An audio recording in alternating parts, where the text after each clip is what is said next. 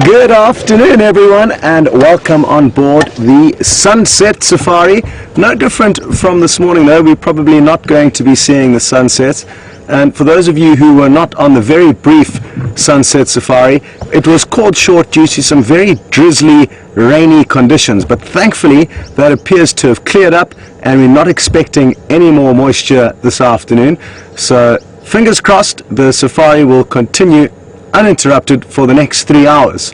My name is Scott, if you haven't met me before, and I'm teamed up with Andrew on camera this afternoon. As you got to see, we had a vervet monkey sitting up in a dead knobthorn tree ahead of us. It seemed like it was quite nervous, and just before we went live, it was kind of jumping from branch to branch, trying to get a better view of its surroundings. We're not sure if it was looking for a troop, other monkeys, or maybe it's seen a leopard in the area. We did not hear any alarm calls though, and usually monkeys will ring out aloud if they see a leopard or any other large predators. So not convinced that anything is here, but we thought we'd just stop and make sure that the monkey hadn't seen anything, and also give you guys an opportunity to see it, because we don't see them as often as we would like. Now, we've got some great news that a lot of you will be happy to hear about. There are rumors of a young male leopard by the name of Sindile, who we've been following closely for the last few months, and he was seen somewhere on our boundary with Arethusa. So we're going to head off into that direction and see if we can't find him there. So good prospects for us, and Jamie and VM are heading out up into the northeastern corner of Djuma towards Buffels of Dam to see if there's anything of interest over there. Texan, one of the Djuma guides, was out this morning, and he said there wasn't much going on, but the pack of wild dogs, it's 12 pups and 3 adults, so a total of 15 dogs, were in a similar area to where they were seen yesterday, right up in the north of Buffelshoek. So still not close to us, but the good news is they are lurking closer to our territory than they had before. And maybe in the coming days they will move further south and we'll get a treat to see them again. Now, if any of you are joining for the first time, it's great to have you on board. And just a few little things that are very important that you know, that this is a live safari. It's happening this very second. And we would love to hear your comments and thoughts. So you need to send them through to us. You can hashtag live on Twitter, or send an email through to questions@WildEarthTV. Got Nikki and Jess in the final control room this afternoon, and their job is to choose which picture or which vehicle to cut to feed your guys' questions through to us. That's where they are. And I believe you cannot hear me very well, so the signal is not good. So we're going to send you across to later.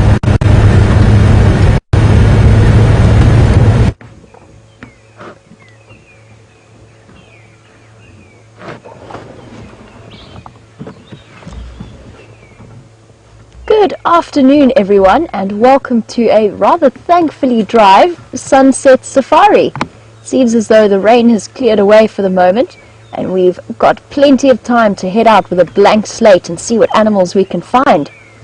Now, for those of you who don't know, my name is Jamie, and I have VM on camera with me this afternoon. VM, the wildebeest. We're going to go out and see if we can spot the various animals that are out in Djuma. Now, for those of you who don't know, this is a live safari, so everything you're seeing on your screen is happening right here on Djuma and Arethusa Game Reserves in the Sabi Sands. And we're also an interactive safari, so you can send us through your questions or your comments to hashtag Safari Live on Twitter, or you can email through to questions@WildEarth.tv. Now, as I said, we're working with a blank slate. We're not too sure what was happening out and about this morning because it started to rain.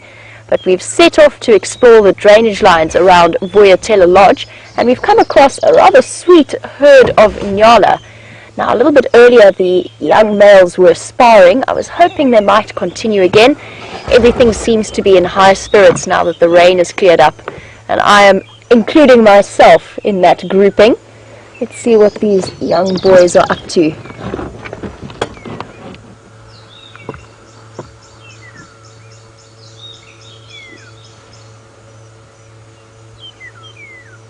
Nice mixed herd tucked away. A couple of adult females and then these young males like the one off to the left. He's going to disappear into the, or behind the fallen knobthorn. But they definitely look happier and a great deal fluffier than when I saw them looking rather bedraggled this morning. It does set a rather nice peaceful starting tone to this afternoon's safari.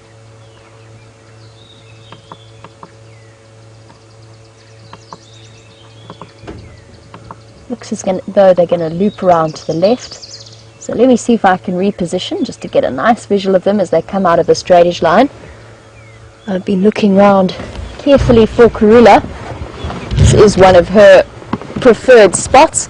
For those of you who don't know what I'm talking about, Karula is one of the older female leopard and the dominant female leopard in this territory.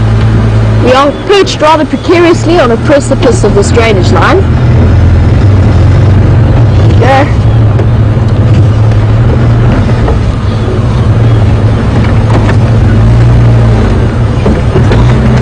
The birds are rather cheerfully heralding a slightly drier patch. As wonderful as this rain has been, it would be nice to see the sun again. It's been a couple of days since I last saw it.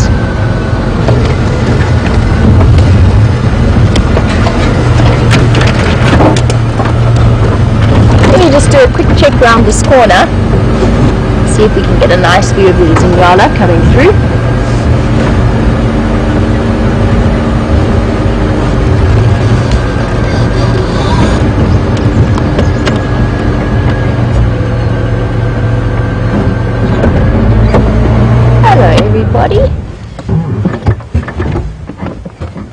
There's 9 of them here. I think you can probably only see 8 shifting about. A really nice mixture, and you can see the perfect in-betweeners. You've got the nice beautiful tan colored females and then these adolescent males who are just starting to get their full-on male coat. Ooh! It sounds as though Scott has found you a lovely rare gabar goshawk sighting, so let's head across and see those, and I will catch up with you a little bit later.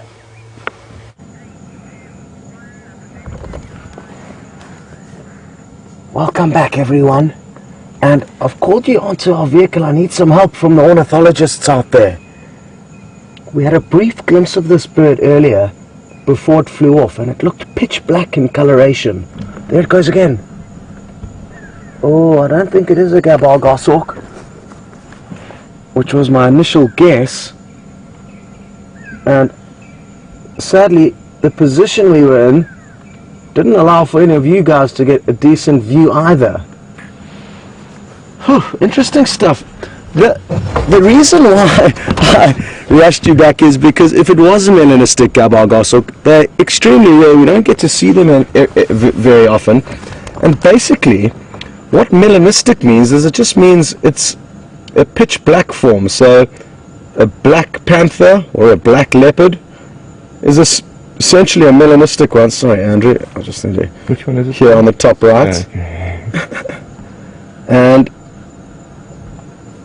I didn't see any white bars under its tail nor its wings. It also didn't have a red beak or red legs.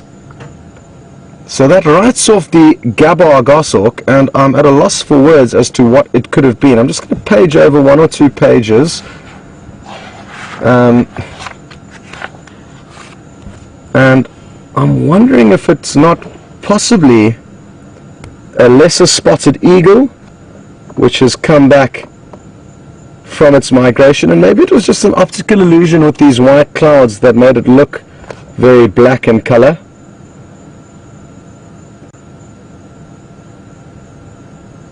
Anyway, that one's going to be a mystery for me. I cannot hazard a call, so not too sure what to say, but maybe some of you guys will have a better idea than me, and feel free to send that through to us. What Nikki's just suggested is that we can play you a quick replay. Maybe they can slow it down a little bit so that you get to see it as it takes off and get to see underneath its wings. Not going to be an easy one to identify though, because of the very brief sighting we've had of it. But that's the great thing about being on these live safaris with all of you guys. We can get a lot of help, and you guys also get such great views from wherever you're watching in the world. So I'm hoping that you guys are going to come to the rescue again. Sorry to rush you away from Jamie and what sounded like quite an interesting Inyala sighting. So we're going to play you the clip quickly and have a look, see what you think, and we're going to carry on driving in the meantime. And if any of you can deduce what you think it may be, hashtag Safari, or again send an email through to questions@wildearth.tv.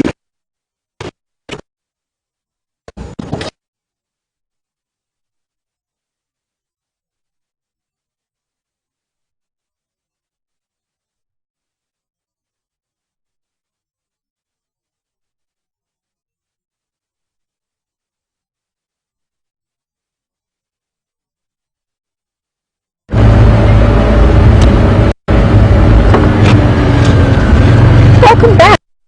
Interesting news about that mystery bird. Sounds as though Scott has spotted something very, very unusual. Now, wildebeest and I haven't yet spotted anything that unusual.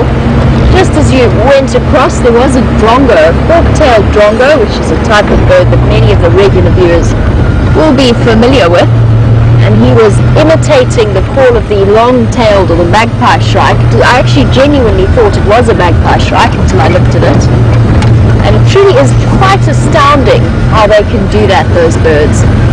Most phenomenal mimics.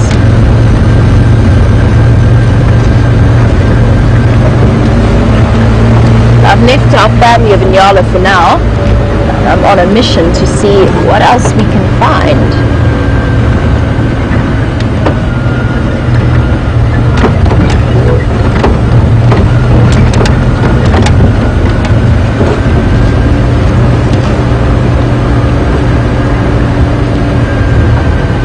We have left those Inyala for now. Clown Sharon, welcome to the Sunset Safari. It's great to have you aboard. And you would like to know if the Inyala coat gets darker as they get older. Maybe probably in much the same way as giraffe do. And as far as I can tell, no. If anything, it seems to be the opposite, at least for the females. Sometimes the lambs look a lot darker than their mothers when they are born, before lightening up a little bit with age, if they are females. Then obviously as the older youngsters that are male get older, they start to darken a little bit with age. But that's just them reaching their natural masculine coat. And then after that it stays pretty much the same color for the rest of their lives. The one thing that will change and will actually is the very tips of their horns. So for the male Inyala, they'll start to lighten at the tip, almost getting an ivory-like color. And that's the sign of a very healthy male in his prime. And you see that with all of the spiral-horned antelope.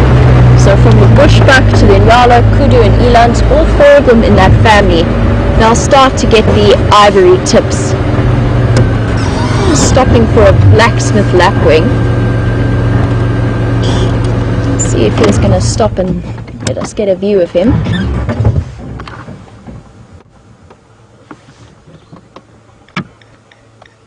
I just wanted to listen to the sound he's making because it's a wonderful background to the name, blacksmith lapwing. There you go. Can you hear that ticking, almost hammering sound? And for this beautiful black and white bird, that's what gives its name, the blacksmith lapwing. It sounds like a blacksmith's anvil trying to shape iron. And these little birds will be nesting soon. They make little shallow indents in the ground.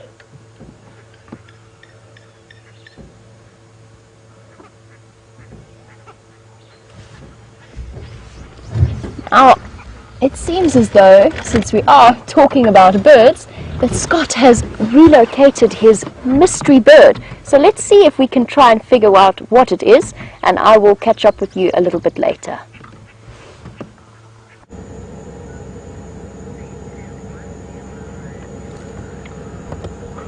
Welcome back, everyone.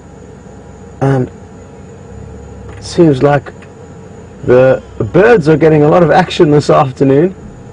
Oh, we found the same bird again here, and I'm still not too sure what to think of it. It's got very narrow stovepipe leggings over its legs, which are a bit obstructed by some branches in the foreground. And I'm leaning towards it being either a Wahlberg's eagle or a lesser spotted eagle. Well done there, Andrew. But can't be sure. Anyway, some of you may have come up with your own deductions as to what you think it may be. I'm going with now, after a second look, either a Wahlberg's eagle or a lesser spotted. But let me know your thoughts.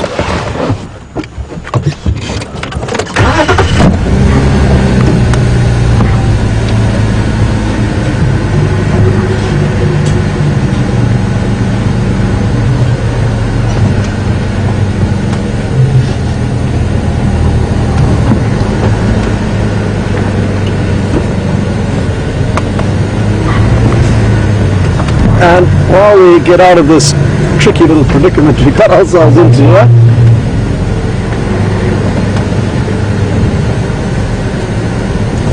Mavis would like to know if juvenile eagles or birds of prey will have the same colors as the adults, and most often they don't, and it can take many years for some of the raptors to get their adult plumage. In the case of the battle-lure, it can take about 8 years, and a lot of them will also take quite some time to get their adult plumage.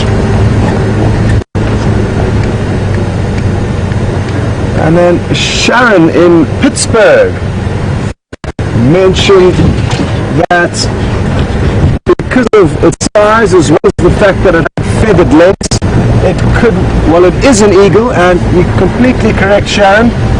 The birds of prey that lack feathers on their legs are not eagles. So that's one of the prerequisites to be an eagle. You have to have feathered legs, except if you are one of the snake eagles. They somehow got eagle status without having feathered legs.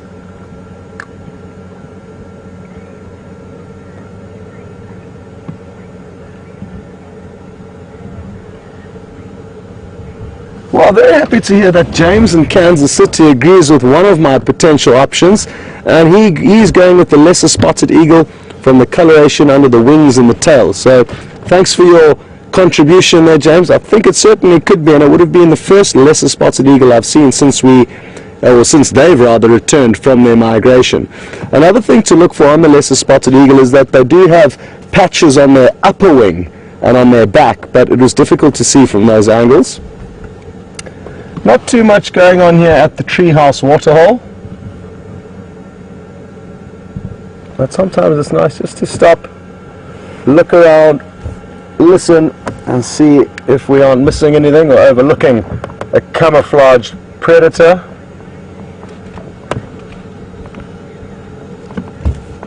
And Julia in Houston's interested to know how much rain we got last night, and not enough to make a considerable difference to the level of this waterhole, that's for sure. It was very, very gentle pitter-patter drizzle, and it was hardly rain at the best of times, but even that thick, fine mist would have contributed to a little bit of moisture for the vegetation. But I would have said maybe 1 or 2 inches of rain, 1 inch maximum over the 24-hour period that it was wet. So not a lot, and we certainly need a lot more in the coming months.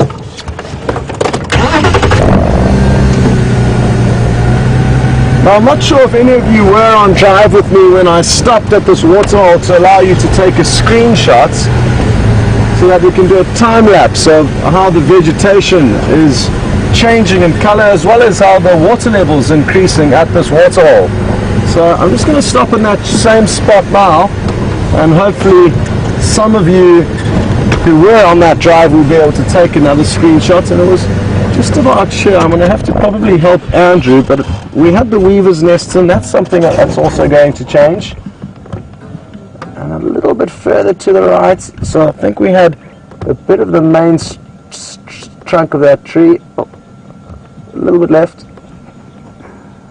a little bit more. Perfect.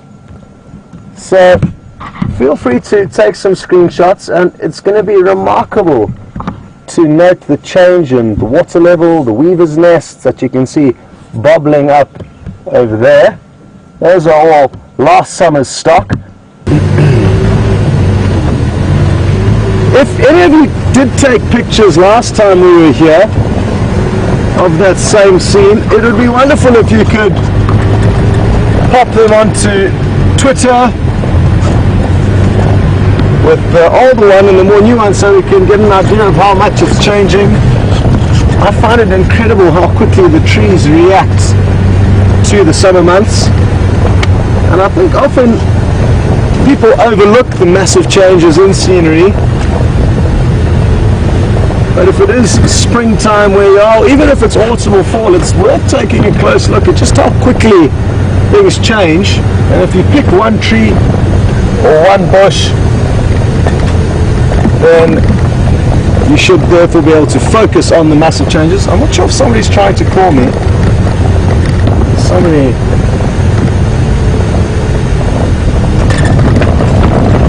On the Game Drive channel.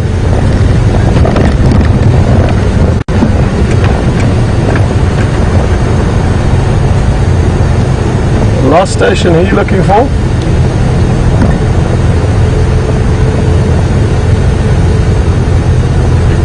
Well, maybe it's just playing up. That wouldn't be a first.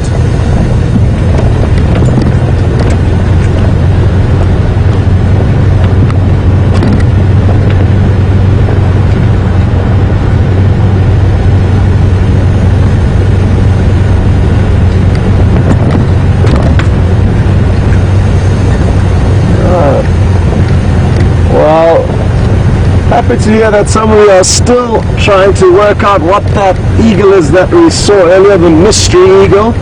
And Diane's just made a comment that she thinks it was a warbird. So we've got varying views from the different guests that are on the safari with us. And I am happy to sit on the fence. I'm glad that the two birds that I did think it was, one of the two, the lesser spotted or the Wahlberg's eagle, have both come up as your potential suggestions. I was just making sure there was no tracks on the road here. It was an optical illusion, so nothing to show you, but it's important for first time viewers to know that tracking the animals is something that we really have to invest a lot of time in, otherwise we won't find you any good sightings. And it's the tracks of the animals that often lead us to some interesting sightings. I hope I'm in a good spot. Andrew, can you see that funny branch up in the tree there?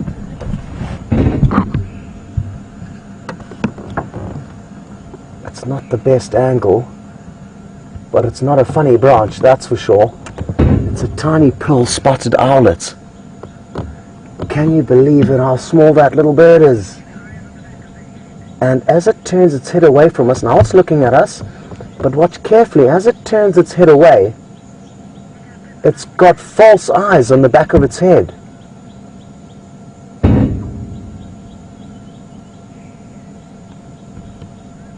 Let's see if it doesn't look away again. That's very characteristic of the pearl-spotted owlet. There it is. Awesome. Well, it seems like the predatory birds are showing us a really good time this afternoon.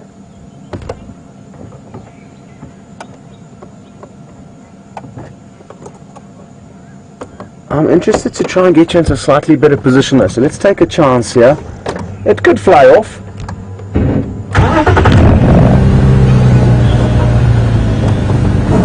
same width, we could get lucky and get a much closer view.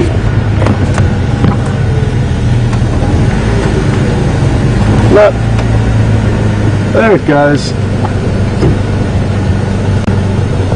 So, Andrew's going for it, and it's just great for you to get an idea of how small it is. It's probably only about 4 inches in height, and because we didn't get the best view of it, I'm gonna just try and find the owls in the book for you.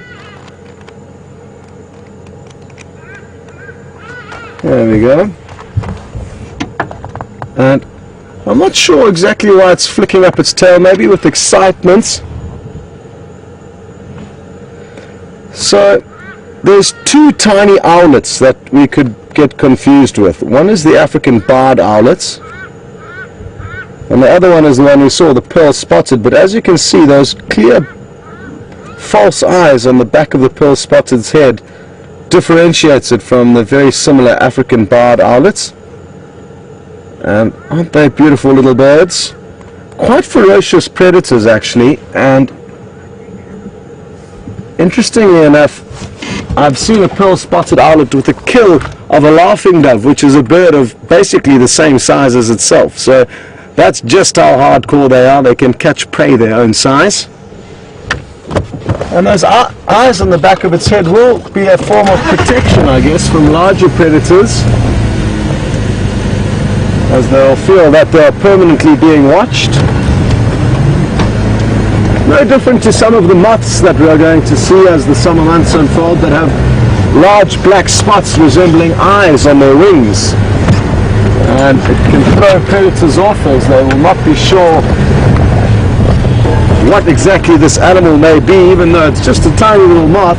Those large eyes or false eyes on their wings can help to create a very good decoy to confuse their predators.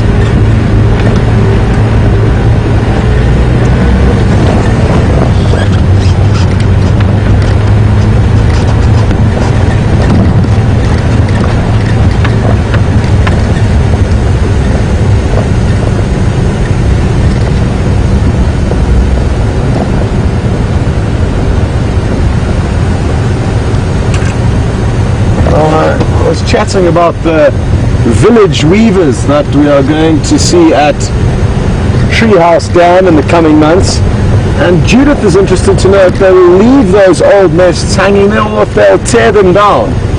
They may well tear down a few of them in order to create space on the prime spots, so that's in all likelihood what will happen. They'll strip down some of the older nests. Even with a lot of the moisture we're getting now, you'll find some of the older nests may simply begin to rot and break off naturally. But it'll be a combination of those two things. So well pointed out there, Judith, that's something we can expect to see.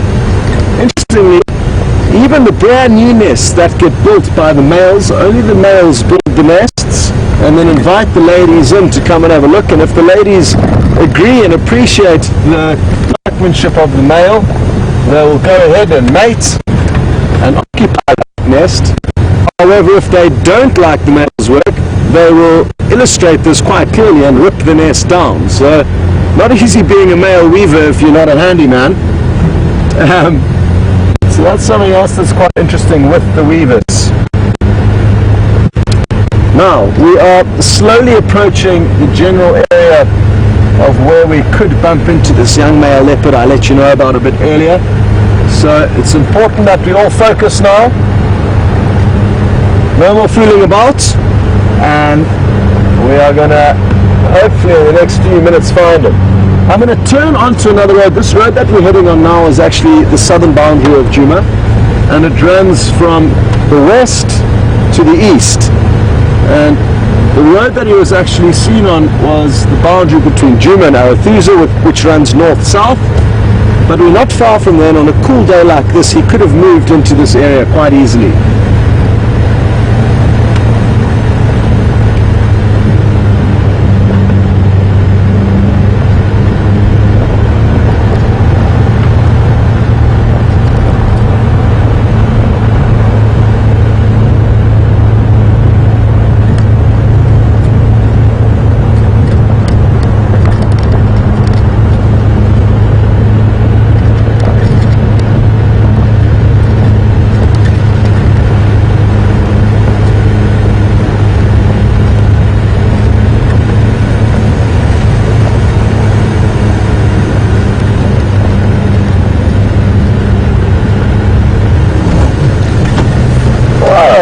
pleasant surprise. I haven't seen one of you guys for a while.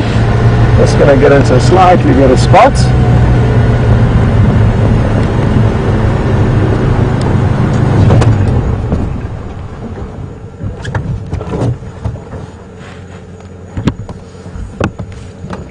I did see one other zebra further off in the distance, but it's in much thicker vegetation, so this one will be our best one to view. And while we enjoy looking at it, we can answer a question from Hilma and her granddaughter Joella. Very happy to hear that you guys are watching, and they're interested for an update on Tingana and Kwatile, which were two leopards that, according to Joella, who's just 6-year-old, were playing tag the other day. And Joella's interested to know if they're still playing tag or if they've had enough of their fun.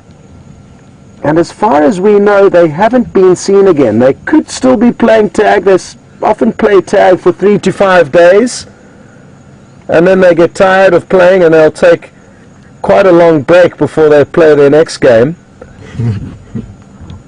But we'll do our best to find them again for you. It was really interesting to watch them. There's the other zebra that I saw off behind this one in the foreground. And zebra love feeding on short green grass, which there's a multitude of at the moment. I'm just going to have to pull over the road quickly. We've got another game drive vehicle arriving, so we're going to make space for them. And it looks like Sean is a serious character from Arethusa.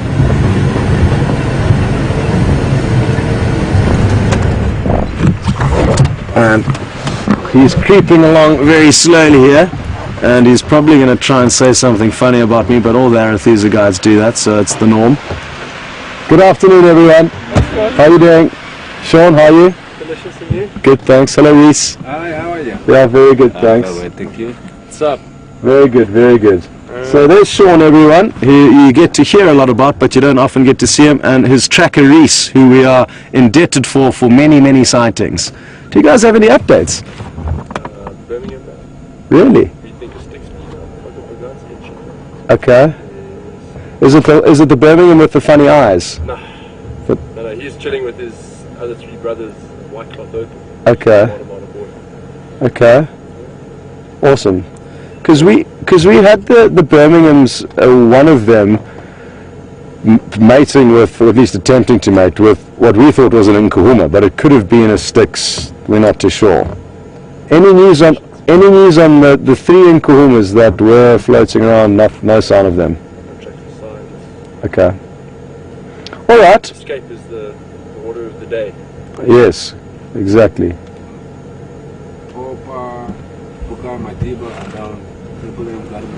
Okay, cool. So somewhere around there, but I'm sure on your side. Maybe your side. Okay. Cool, thanks Reese. Thanks Sean. Have a great afternoon, everyone.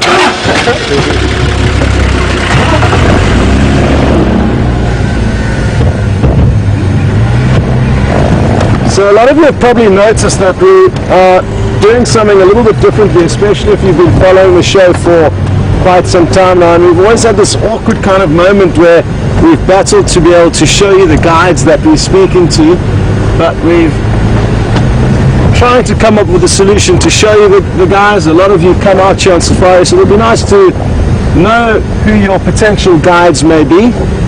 But we do try our best to obviously avoid the guests who may not be so happy about being on camera. So that's why the cameramen like Andrew now may have to pull off some quick maneuvers with the camera in order to not show all the guests. So just to fill you in on that. And I think Andrew did a great job there. So well done. Obviously it was made difficult because Sean had a passenger in the seat right next to him, which is usually not the case. Anyway, Hilma and Joella, we are in the general area of where those leopards were last seen playing tag, so we'll make sure we let you know if we get any more updates on them. And some of you may have heard Reese, who is the tracker sitting up on that very peculiar seat on the hood of the vehicle. And it's the best place to be as a tracker. You've got a vantage points over the road to spot the tracks, and you're also a little bit distanced away from the chatter of the guides and the guests, so you can focus on scanning and searching, not only for tracks but also for animals. So that's why he was up front there. It's great fun traveling on the tracker seat. It's important to hold on tightly though, because obviously if you fall over, you're going to have the vehicle going over you, but that doesn't happen because everyone holds on to the seat very well. That's something to bear in mind. If you do ever get offered a ride on a tracker seat, make sure you hold on tight. As I was saying though, Reese, who is the tracker, mentioned that Opar, who is our resident mechanic, and he was obviously off at Arethusa fixing some of their vehicles, saw young Madiba or Sindile or Shadow's cub, whichever of those three names you would like to call him. So we're going to check around here very closely. And I've got good news, everyone. Jamie has found some male lion tracks. She thinks it's just tracks of one male, and she is off on foot now, exploring and searching to see if she can work out where that lion's gone. So exciting stuff happening there. And it was basically here that this young male leopard was seen, apparently heading into Djuma. So I'm just going to creep along here very slowly, and you guys can all help to scan in these bushes and see if we can't find him anywhere. He's incredibly well camouflaged. So don't look too closely for a leopard, look more for a strange outline or silhouette or shape of a leopard, not necessarily the colors or the flick of an ear or a tail. I'm trying to check carefully on the ground for any tracks. I can see Reese's boot marks here, where he's driven around, where he's walked around. But the ground has become very, very hard after the rain that we've had. It kind of solidifies. No different. Oh, we're in luck. You can see Opar. So he's obviously on his way back from fixing the vehicles at Arethusa, and he's courteously stopping, but he doesn't realize that we need his help. So he's going to come across shortly, and let's get an update from the mechanic of all people.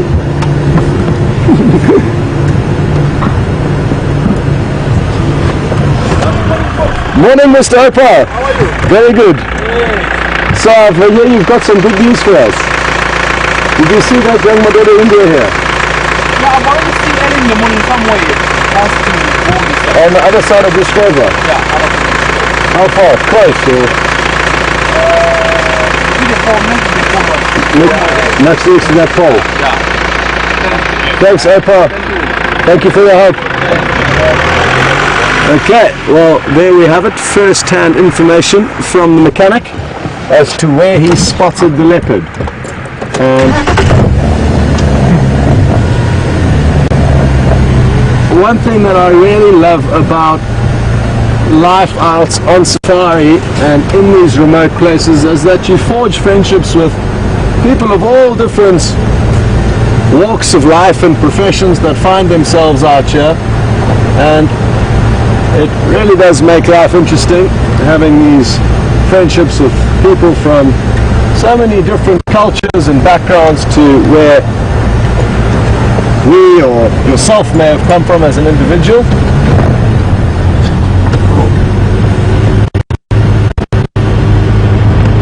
So it was quite a while ago, it was this morning, but according to Opar, you heard him say good morning.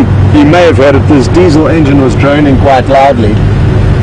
But it was a few hours ago that this leopard was seen, and in this very cool weather, it could have moved off quite some distance. However, it's quite open here, and I think a good spot to off-road. It's not too thick. Let's see if we don't have any luck driving through here carefully. We may stop and listen to see if we can hear any alarm calls.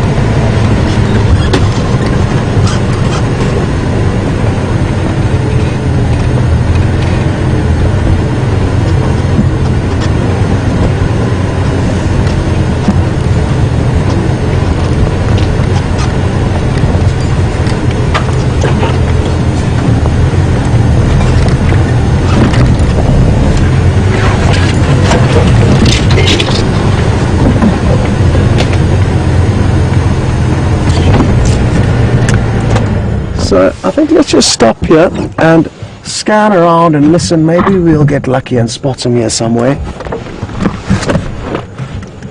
And while we do that, we can stop and answer a question from Ashley in Missouri. And Ashley, glad to hear you watching, because there is indeed a fireside chat tonight. It will be for the last half an hour of the broadcast. So for those of you again who are new to the show, at the end of every week, every Sunday evening, for the last half an hour of the broadcast, what we do is we sit around a campfire, play you some highlights of the week, some of the clips, and also answer some of your questions about those clips and about anything you may be interested about, not necessarily pertaining to what we are doing on safari. I think it's worth just scanning this area. The leopard might be somewhere nearby.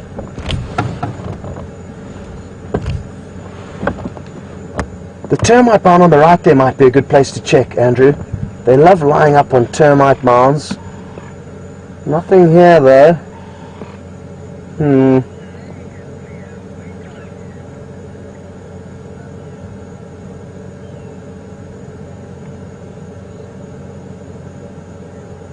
Nothing there. It's not sunny, so... Oh, are we in luck? I think we are. Some of you probably realized long before you actually got to see him that I'm a terrible actor. But I tried my best to make it a surprise for all of you.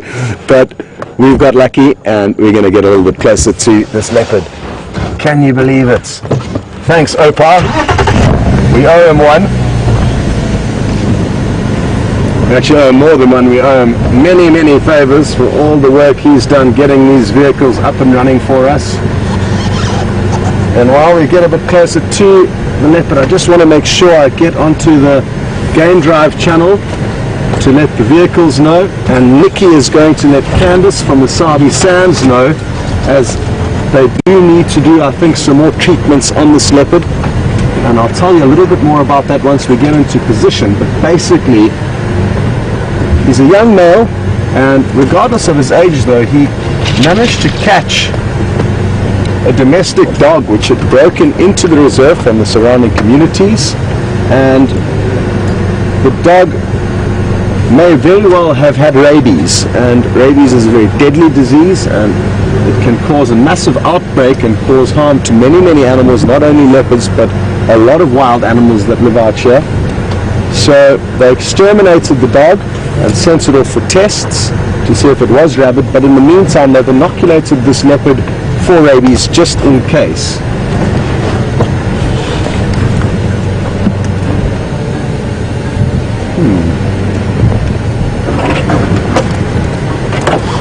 He might be playing a little bit of hide and seek with us, which is actually not normal for him. He's usually so relaxed. But we'll get you a great view shortly.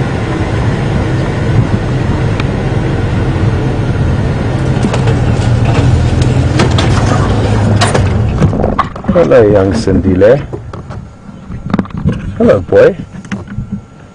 Well, maybe he's just had a lonely day out with his mother off hunting, and now he's decided to use us as his playmates. Look at how well he's camouflaged in there.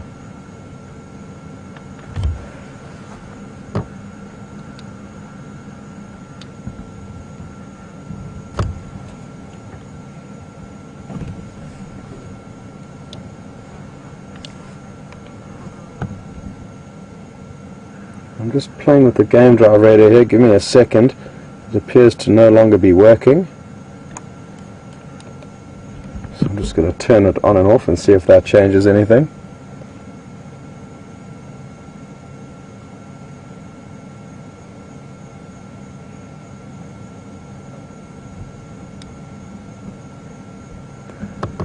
So, as I've said, he's a young male and his mother could very well be off hunting. He's still reliant on her for meals. Having said that, though, he can catch and kill for himself. As I've just said, he caught and killed, well, he didn't actually kill the dog, but he was probably in the process of getting there. And it's not uncommon for leopard cubs from the moment they're born to be left alone by their mother as they go out hunting. Interestingly, though, for this young male, his mother was seen mating about 3 weeks to a month ago, which means she's going to have a new generation to take care of, and he's going to take the back seat.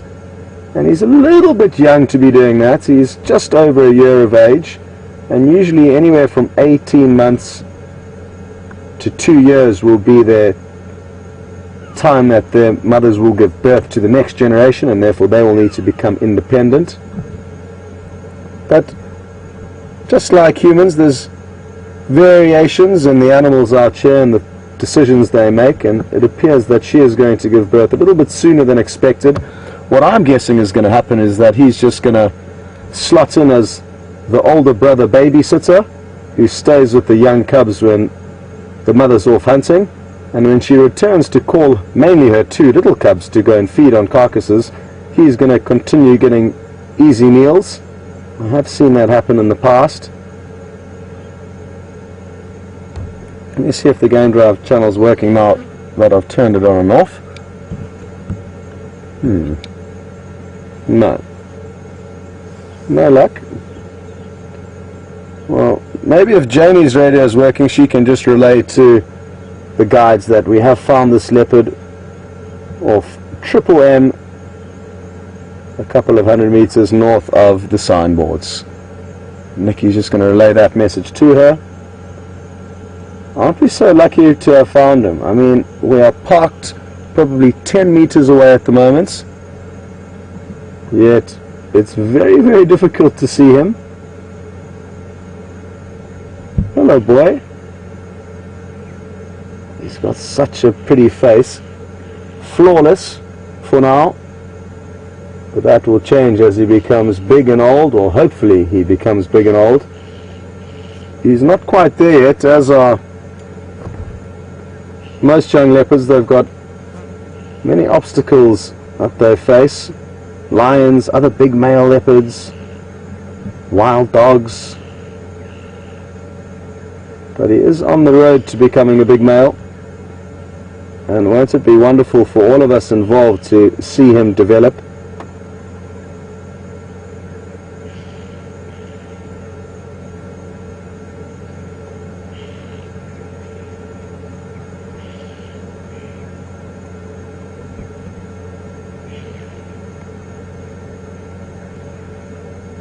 Well, looks like he's had enough hide and seek for now. And now it's time to do some grooming and scratching behind the ear.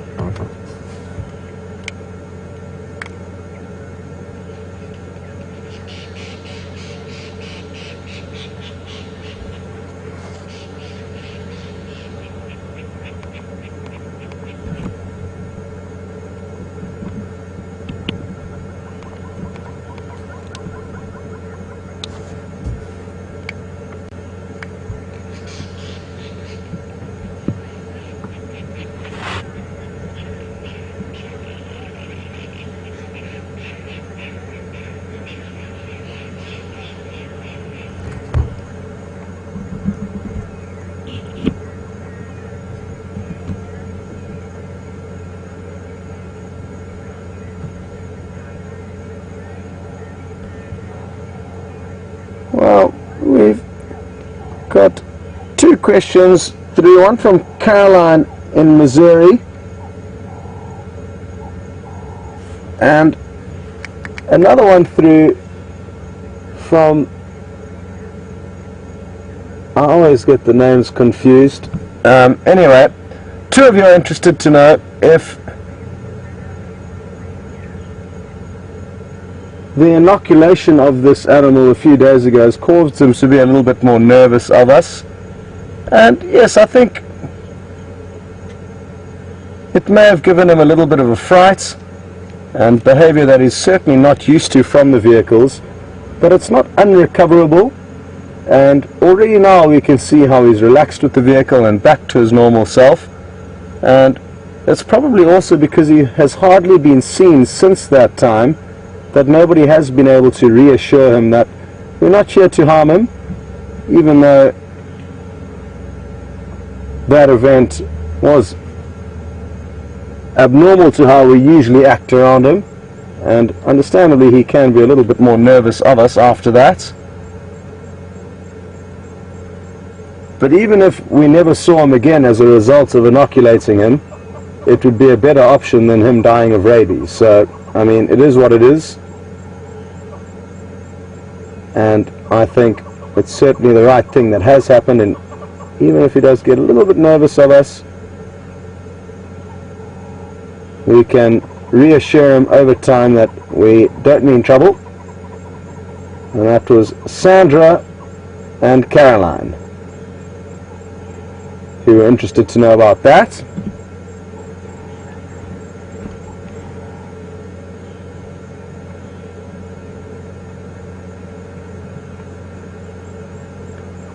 I'm not sure what he's seen behind us. I'm trying to look back and see if there's anything moving about there, any dwarf mongooses or potential prey for him. But can't see anything just yet. You may have also heard a little bit of loud squawking earlier. This was some lilac-breasted railers having an argument with one another. And I'll be sure to point out the audio if we hear it again. Sadly they were out of view, otherwise we would have tried to show them to you.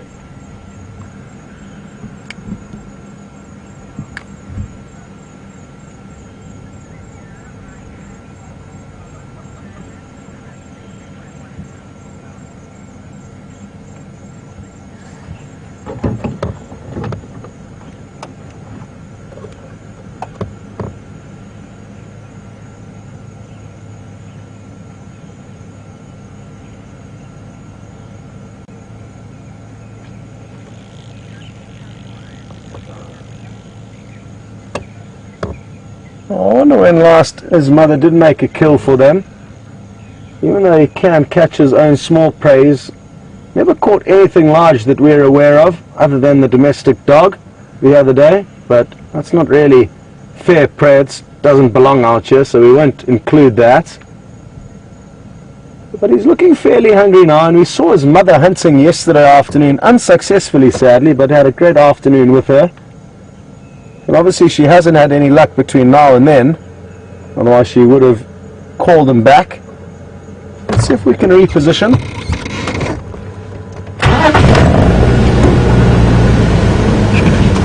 Well, it's important that I warn some of you in advance that there is a chance that he may need to be inoculated again this afternoon. So whether we're around for that or not, I'm not too sure, but it is a reality of what needs to happen.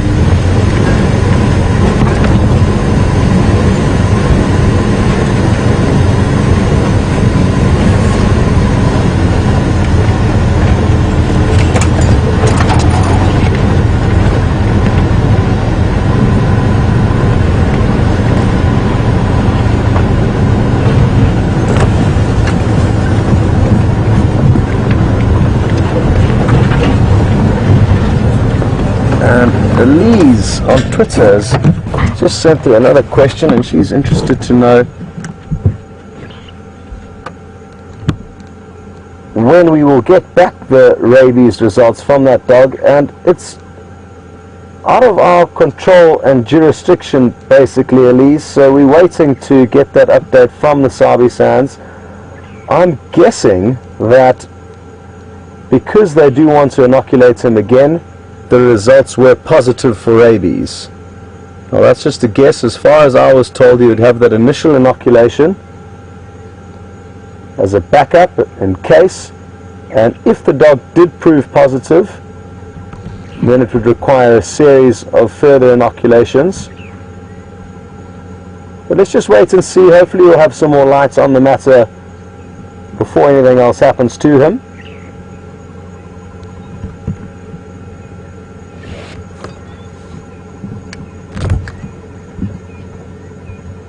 Isn't he such a beautiful animal? Yeah, he could do with the meal, so that's good prospects for us. He doesn't look full-bellied at all. Maybe he's going to make his second live kill. His first one was actually not a kill. He caught a gerbil and then released it. So he hasn't actually managed to kill anything live on screen. We've seen him with a dead francolin and a dead mongoose before. But maybe this afternoon things will change. Just going to loop ahead again.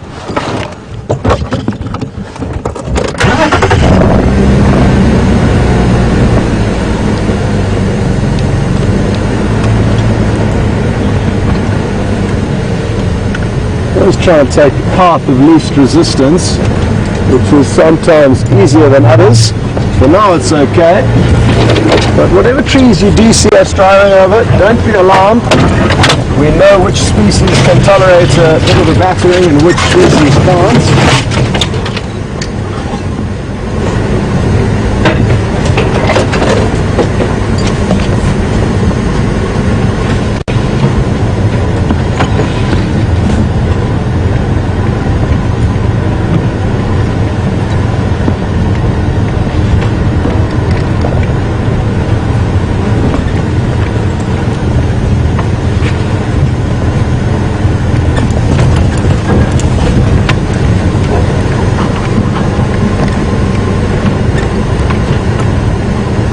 I think I know exactly where he's heading, and that's a termite mound where we've seen him lying up before, which we will not be able to access from this side of the riverbed, so we may have to do a big loop around in order to get there.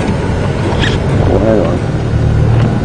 We've seen a francolin, and I think he may try to be stalking it. Can you see it in there, Andrew? It's just down to our left at kind of 9 or 10. Now Andrew's straight onto it. Let's watch closely here. I can't see the leopard anymore, but it was off to the right. I think he's dropped down into this riverbed, which is going to be a great place for him to stalk closer to these francolin. See if you can get him in that little gap down there in the riverbed. I think you might be able to, not the francolin, the leopard, to the right. Just to the right of the francolin, just down in there. If you zoom in, you should be able to get him. And a little bit further right. Oh no, is that his tail there? Or am I dreaming? That might be his tail there. No, that's a branch. Yeah, I'm sending Andrew on a bit of a wild goose chase, but he is down in there somewhere. He's just so well camouflaged that difficult to see him, but I'm fairly certain that he is interested in trying to catch one of these francolins. He's not at all close to them for now.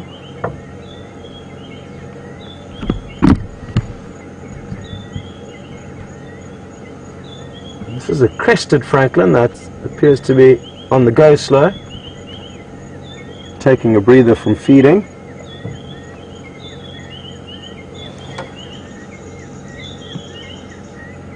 And this young male leopard's best option for catching a francolin will be to lie in ambush and wait for the francolin to come feeding towards him slowly, and then he can just pounce on top of them. For him to move his big body towards them will be quite a feat.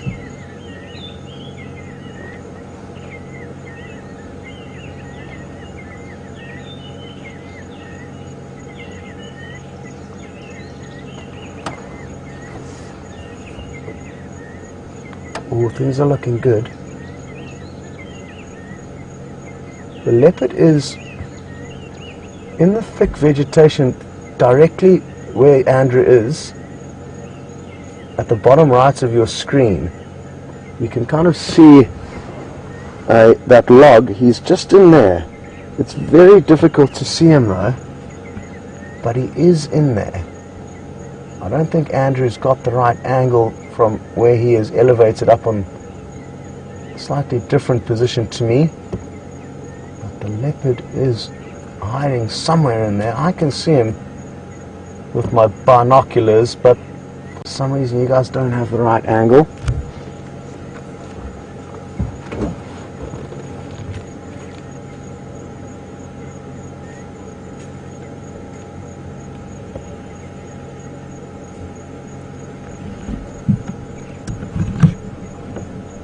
Apologies everyone, I've been pointing in the completely wrong direction, but things are still looking up. These francolin are generally feeding in his direction.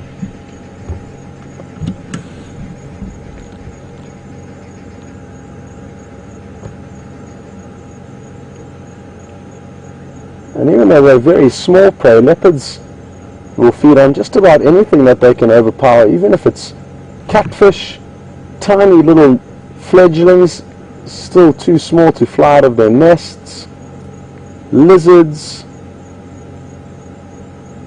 rodents, anything that they can overpower, and especially young males who are learning the ropes.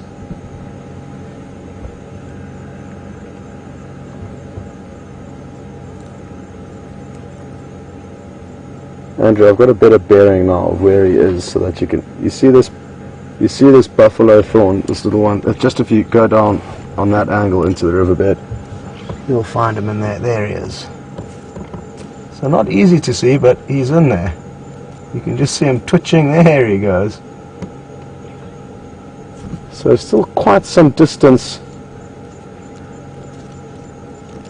away from these francolin, but he's just sitting patiently in there. And rather than blundering this opportunity, he's just going to wait and hope that these birds get a little bit closer.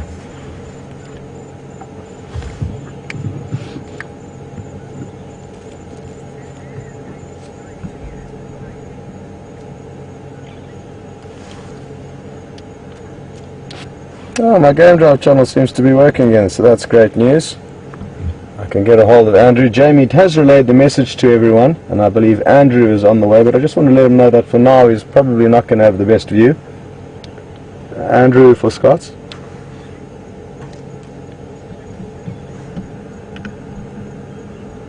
Afternoon. I believe you're interested in making your way to this Ingwer. He's currently in a riverbed, not the best visual, the one just north of Triple M Gari Main Junction, but I do still have visual of him.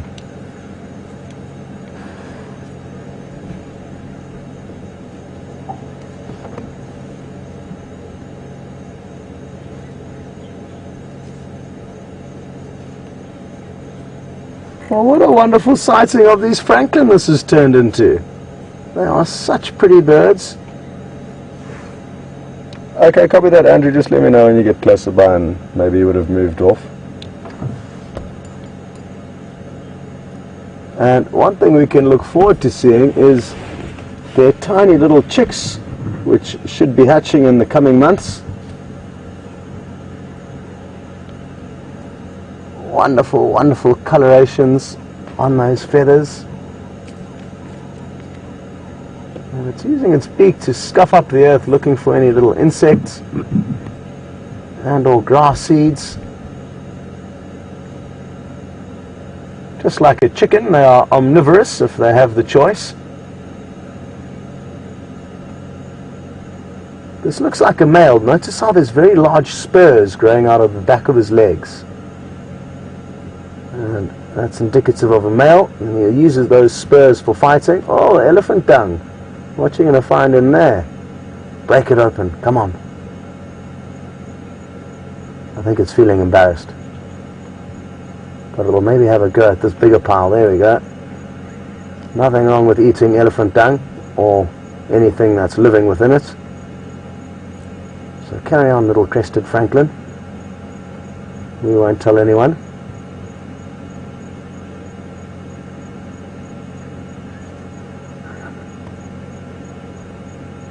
It looks like the other one may have become jealous now and is also interested in the buffet.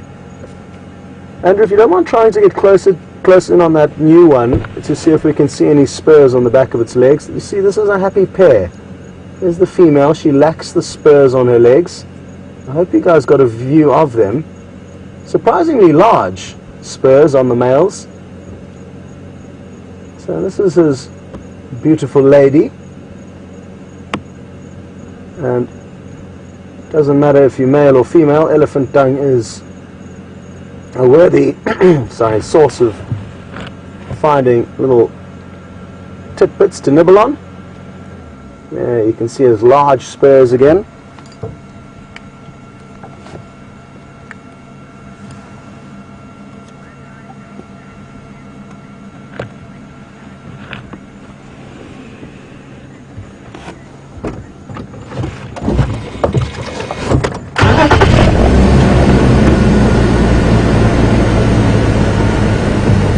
Well, that was great. Let's see if we can get a closer view of this leopard, which appears to be taking a bit of a snooze in the riverbed. How does that look, Andrew? You got him there? You can just reposition if need be. I think that should work. If you just go onto the red leaflet on your left, yeah. That's just about as good as it's going to get. Oh no, I've sent you on another wild goose chase. That's where I thought the leopard was. I was wrong. Super camouflage, wow. Oh, what's up with my angles? I haven't got you further enough forward.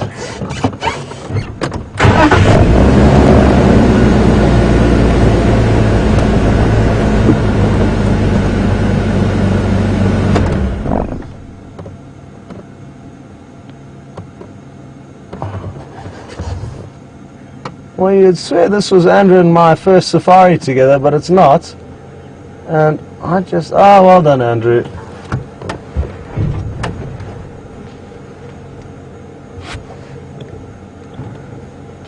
Now, even though this is an individual leopard cub, Kathy Ward would like to know what would have happened had this male had a sibling, be it male or female. When would they split up and start seeing less of one another?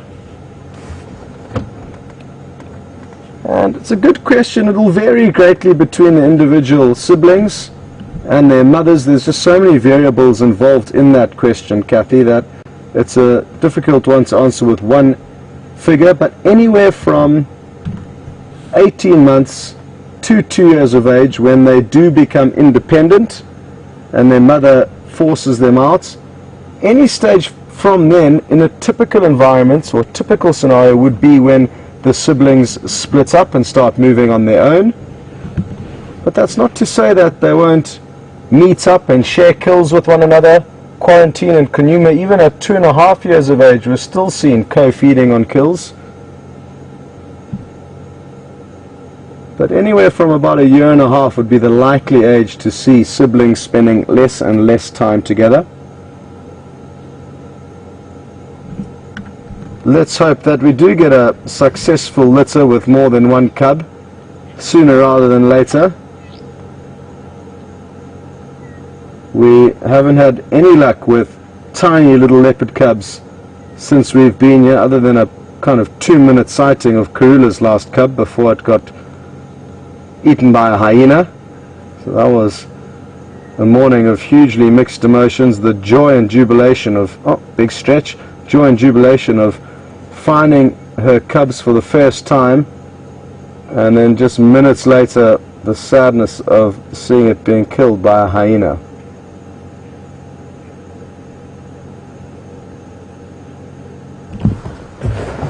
Okay, well,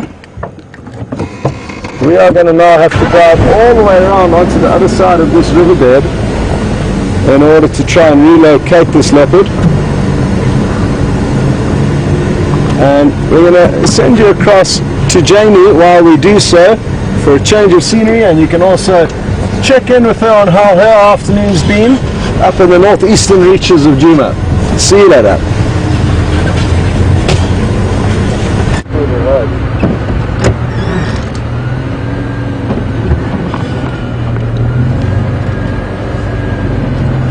Welcome back, and what wonderful news about young Sindile. I don't usually conduct my game drives in reverse, but I've just stopped for some scat that VM just noticed. Just picked it up now. He repositioned to show you. Here we go. Now, I'm going to just hop out and have a look at these tracks and see if I can work out who this belonged to. There's two options in my mind at the moment. I just want to see if I can see the tracks. It's pretty tricky after these big rains. Let's see what we can spot. I'm going to try and be very careful about stepping on any of them.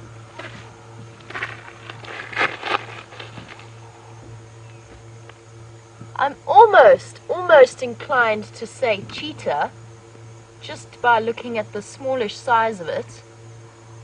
But it's already started to go white. If we look here, it's starting to go white around the edges. I don't really want to put my hands on it. Grab a stick. Just have a look here. You can see the whiteness starting to creep in. But it is still moist. Not that wet though. So this isn't as fresh as I originally thought. And that would be why there's no tracks to see. I think the rain has washed them away. I'm guessing cheetah at the moment, but it's not that fresh. It's before our rains this morning. So probably, given the distance that a cheetah can move in one day, probably very difficult. It's going to be very difficult for us to follow up on it, especially because we don't have a direction as to where that animal was going. Now the other thing that I picked up on earlier while you were with Scott and the magical Shadows cub, I'm going to just keep calling him that until we have an official name, but I picked up on some lone male lion tracks heading down Gari Cut Line. Now I'm really interested in who that could possibly be. They are not the freshest tracks. They are from sometime last night, and there are now apparently more tracks up towards Gari Gate, so I'm going to be looping around in this direction, just looping the block. I followed the tracks down into the drainage line, and they stopped at a big pan and had a sniff around, whoever he was, and he'd clearly been sniffing where the Birmingham boys had been. He was standing all over their tracks and their footprints. I'm a little bit bemused. There's a couple of options in my head. One of them is it's the one remaining Birmingham boy who wasn't seen this morning. So the Birmingham boys, in case Scott didn't give you that update, they were south of Gowrie Main on Vessel's property. Then the other option is it was one of the Salati males coming to have a sniff around at what's happening. And then the other option that I'm considering is that it could be Junior. Those are just some of the possibilities in my head. Of course, it could be a lion that none of us have ever seen before, but those are just some of the thoughts that are in my head. Trying to work it out, followed him into the drainage line and then lost the track somewhere in there. Unfortunately, just wasn't able to tell exactly where they had gone. So I've headed back towards Gowrie Gate and onto Aubrey's Road, partly because I want to see if the tracks come along here towards the Gowrie Gate, but also because I heard a report that there was a herd of elephants here. And since we have been having some rather elephant-themed drives over the last few days, I thought I'd catch that wonderful breeding herd. It seems to be the same breeding herd. I wanted to try and catch them before they cross north into Buffelshoek. So far no sign of them, but keep your eyes peeled for big shapes of grey in the dark and the gloom.